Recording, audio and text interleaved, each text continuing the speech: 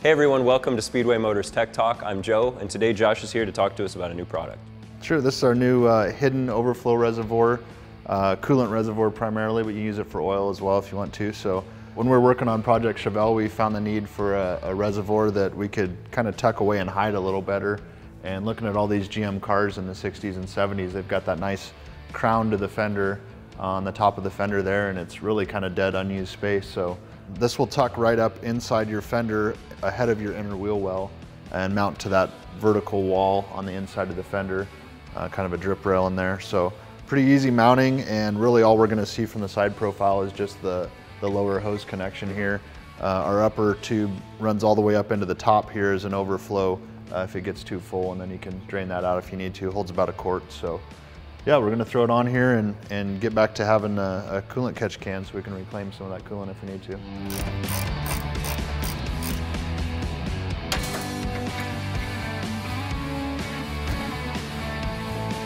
So this comes with little 90-degree brackets if you want to mount it flat on the core support or something.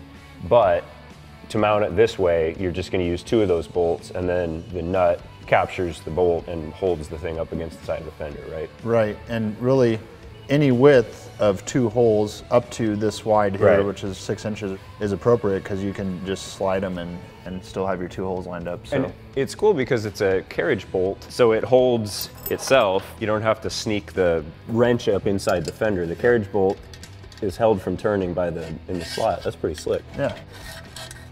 And that would just go like so. So whatever width we want here, we can drill 2 holes. We'll mock her up here and see where we need to get our holes drilled. I think kind of right up in here would be.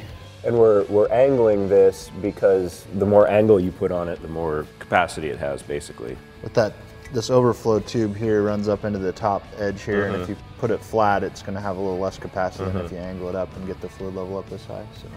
And I think it certainly suits the style of build on a lot of cars more than, like we're talking these chrome overflows or like a plastic original style bottle. If you've got a halfway restored car and then all of a sudden you're putting a modern LS or Ford Coyote motor in it or something, you know, that doesn't really suit the autocross or race car type of look. And you could use this for oil too. Talking about an autocross car, you know, if you're got something where it's pumping oil, you know, you could use this as a catch can for the oil rather than pumping it all over the motor and all over the tires or whatever. Another good spot to hide it would be on the front of the core support behind your grill. Oh yeah. You wouldn't hardly even see that. Yeah, it could go right down in here like that too. Having the carriage bolt on there, it's going to want to like slide, and you're going to have to really kind of finagle it. Probably the easiest way is to put the carriage bolt through, put the nut on, and then kind of hook it on the rail on the side of the tank, right? Yeah, I just held the bolt through the hole that we've drilled here, and then I moved the tank up on there and slid the head of the carriage bolt through the rail without having to have the bolt stay in place on the rail the whole time. Now it's mounted in there and you can just barely see, and with the battery in, you'll never even see that it's there. Yeah.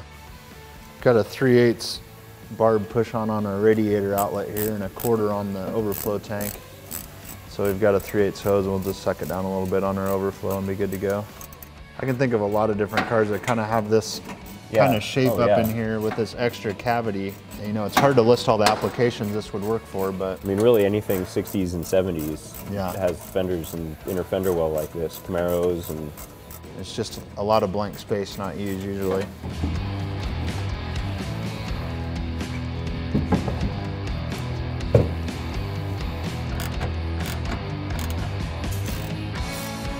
Wow. That thing really disappears. You know, if you painted that black, you'd never even see that corner. But as it is, there's a catch can there and you never know it. If you even painted these body colors or something too, if you had the time, if you were working ahead of schedule or something, that would completely disappear in there. All right, well, that's a pretty cool product, Josh. Thanks for showing it to us, and thanks to everybody for watching.